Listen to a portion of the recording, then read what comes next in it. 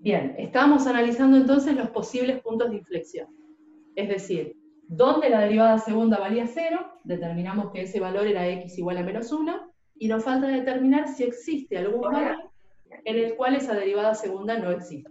Entonces, dijimos, calculamos el dominio de la derivada segunda.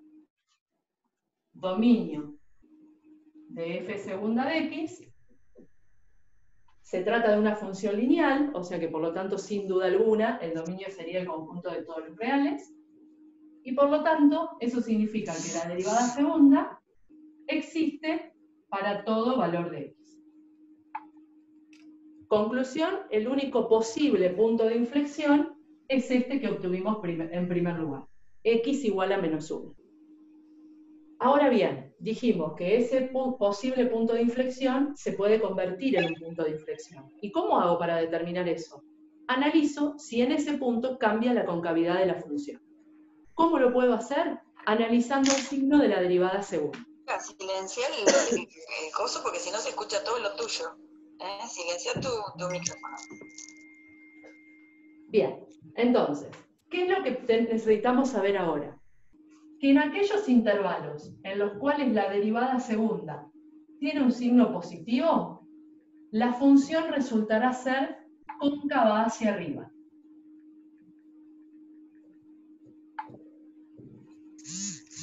Y en aquellos valores donde el signo de la derivada segunda sea negativa, la función resultará ser cóncava hacia abajo.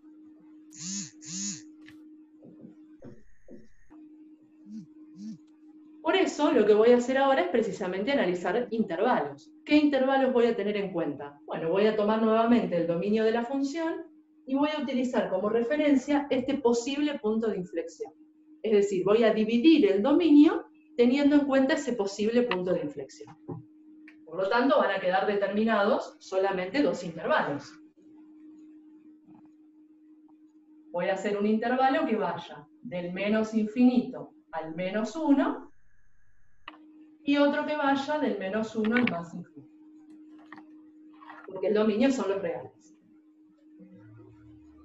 Voy a analizar en cada uno de esos intervalos cuál es el signo de la derivada segunda para llegar a la conclusión de si la concavidad cambia o no cambia y para poder concluir si ese es un punto de inflexión o no.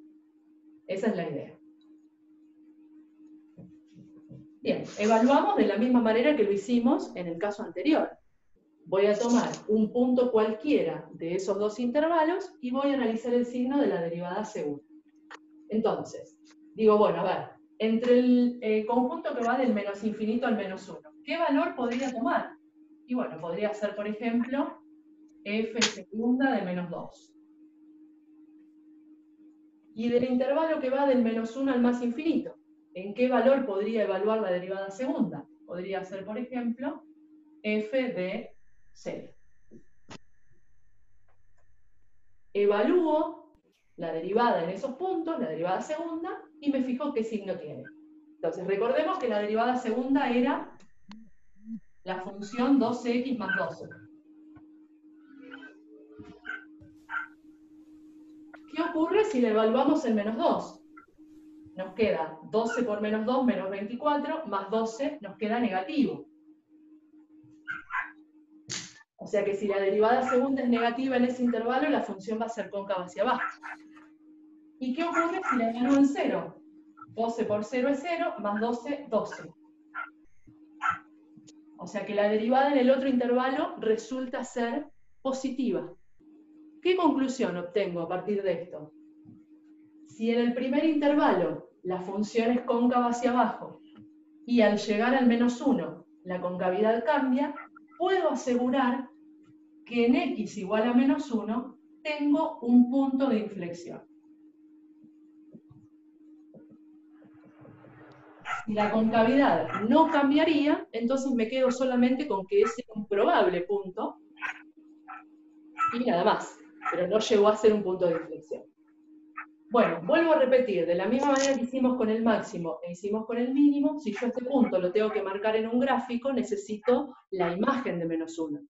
Es decir, el punto de inflexión va a estar formado por el menos 1 y f de menos 1.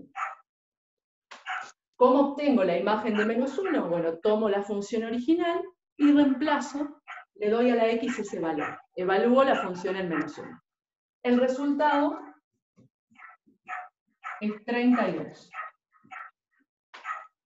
¿Sí? Voy a tener que hacer 2 por menos 1 a la 3, más 6 por menos 1 a la 2, menos 18 por menos 1, más 10, en la función original, f de menos 1. Bien. Bueno, ya sabemos entonces un dato más para completar el gráfico. En este punto cambia la concavidad de la función. ¿Sí? Bien, bueno, con toda esta información que tenemos, que vamos a ir resumiendo, puedo construir un gráfico aproximado de la función. A ver, recordemos que teníamos una función con dominio real, una función que cortaba el eje X en los puntos menos 5 y 1. Eso lo habíamos calculado al principio. Una función cuya intersección con el eje de las Y era 10. O mejor dicho, lo vamos a escribir con propiedad, el punto 0, 10. Bien, después teníamos una función que tenía un máximo, punto máximo, que ya habíamos encontrado la imagen inclusive, que era el punto menos 364. Un mínimo, que era el punto 1, 0. Un punto de inflexión, que es este que obtuvimos al final. Y además teníamos dónde la función era creciente y dónde la función era decreciente. Recordemos que nos había dado que la función era creciente en los intervalos del menos infinito al menos 3 y del 1 al más infinito. Y era decreciente en el intervalo que va del menos 3 al 1. Además, es cóncavo hacia arriba en el intervalo del menos 1 al infinito, que era donde la derivada segunda era positiva, y cóncavo hacia abajo en el intervalo del menos infinito al menos 1. Con toda esa información tengo que poder construir un gráfico bastante aproximado de la función, dependerá del tipo de función con el que esté trabajando, ¿no?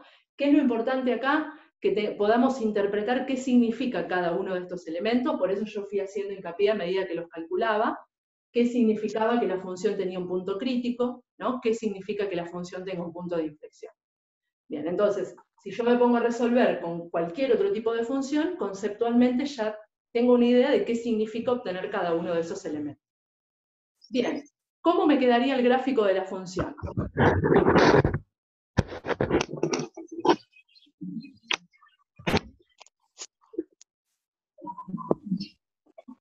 Bueno, yo le estoy compartiendo ahí, en mi pantalla, el gráfico de la función ya hecha. ¿Lo ven, no? ¿Alguien que pueda hablar que me diga si lo ve? Supongo que sí.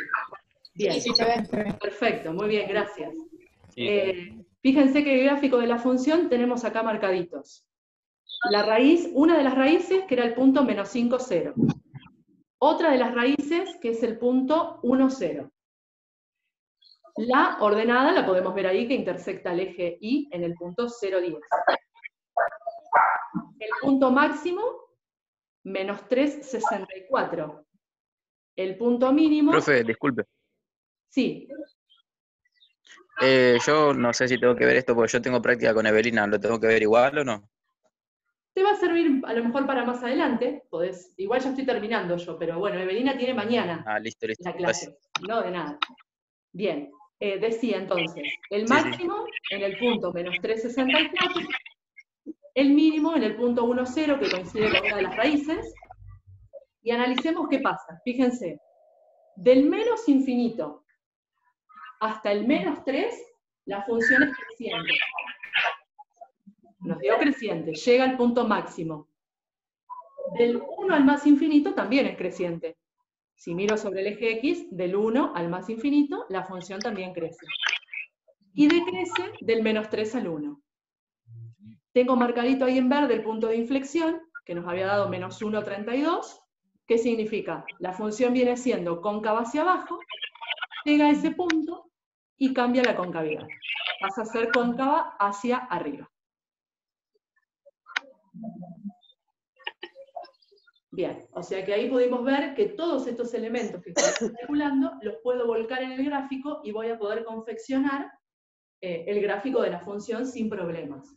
Sumado además, que si estoy trabajando con una función que tiene asíntotas, obviamente representaré las asíntotas, en el caso de una función que no tiene, pero agregaré los demás elementos en el caso de que exista. ¿Sí?